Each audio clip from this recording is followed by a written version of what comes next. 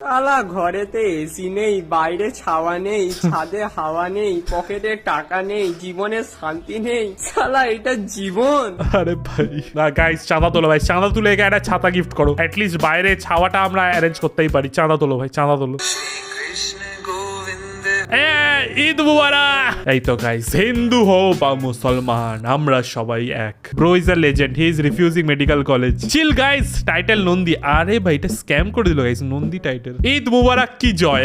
এই তো পারফেক্ট, ঈদ মুবারক কি জয়। দেখো বন্ধুরা, আমি তো আর পলিটিশিয়ান না, আমি হলাম ইউটিউবার, তাই জন্য ঈদ মুবারক জয় শ্রীরাম, কোনো চাপ নেই। আজকাল আবার কিছু ইউটিউবাররাও বুঝতে পারছেন তো, ডিভাইড অ্যান্ড রুল স্ক্যাম করছে, বাট করো না ভাই, মানুষ এন্ড অফ দ্য ডে। ল্যাংটো হয়ে এসেছি, ল্যাংটো হয়ে ফেরত যাবো, কি আছে ভাই।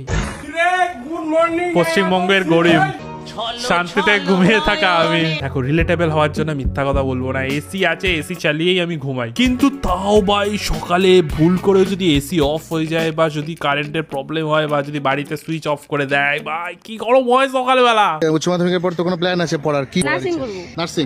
আচ্ছা তোমার? আমার প্ল্যান আমি বলতে পারছি না এখন কি হবে। বাড়ি থেকে যেটা বলবে আর কি সেইভাবে। এবার ধরো বিয়েও দিয়ে দিতে পারি।